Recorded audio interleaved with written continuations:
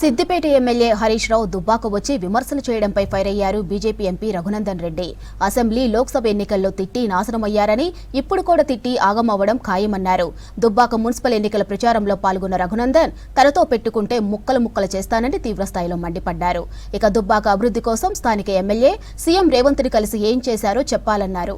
దుబ్బాకకు ఒక్క రూపాయి కూడా తీసుకురాలేకపోయారని విమర్శించారు రఘునందన్ రావు. అసలు దుబ్బాకకి ఏమైనా అన్యాయం జరిగిందంటే 100% అన్యాయం చేసినాడు హరీష్ రావు. పాపం రామలింగాన్ని ఉండగా ఆయన నెంబర్ తీసుకొని ముంచిండు. అరే కోమడి చెరుకు 100 కోట్లు పెట్టుకున్నాడు కదా, అరే రామసముద్రం చెరుకు 10 కోట్లు ఇచ్చిండా లింగానికి? ఇచ్చిండా? గిదాడు గురి చేతనైతే నన్ను తింటే వస్తుంది పోయి నాతో తిట్లలో పోటీ పెడకూరి. నేను మంచిగుంటా, కానీ మీరు తిట్టుడే మొదలు పెట్టాలనుకుంటే నాకు ఎవరు అవసరం లేదు. ఒక్కనే వచ్చి ముక్కలు కొట్టిపోతా నా కొడుకులారా. సిగ్గు లేదురా, ఎదురు లేదన్న టీఆర్ఎస్ కి ఇదే దుబ్బాకలు వచ్చి ఒక్కనే వచ్చి మీ మెడలను వచ్చిపోయారు. ఇంకా చదవాలి ఇదే ఉంటాయి చింతమరిక. ఏం చేసి మా దుబ్బాకకి ఏం చేసి దుబ్బాకకు అని అడుగుతున్నా. నీ సిద్దిపేట ఎట్లుంది, మా దుబ్బాక ఎట్లుంది అని అడుగుతున్నా. ఎట్లా వచ్చింది రా నన్ను తిట్టేందుకు?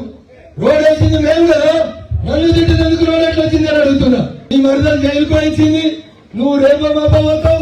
ప్రభాకర్ రెడ్డి అంటే దుర్గం చెరువు కబ్జా పెట్టిండని పేపర్లో వార్త వచ్చింది.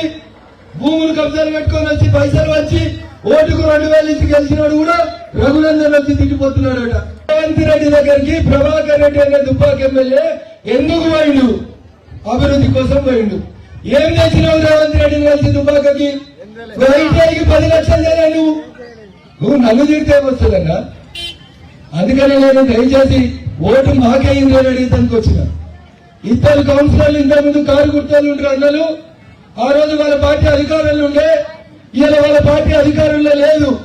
వాళ్ళ ముఖ్యమంత్రి లేడు, వాళ్ళ మంత్రి లేడు. కారు గుర్తాలని చేయి గుర్తాలు ఎవరు దగ్గర కూడా రానిస్తలేడు. ఈ మాట నేను చెప్పలే, ప్రభాకర్ రెడ్డి గారు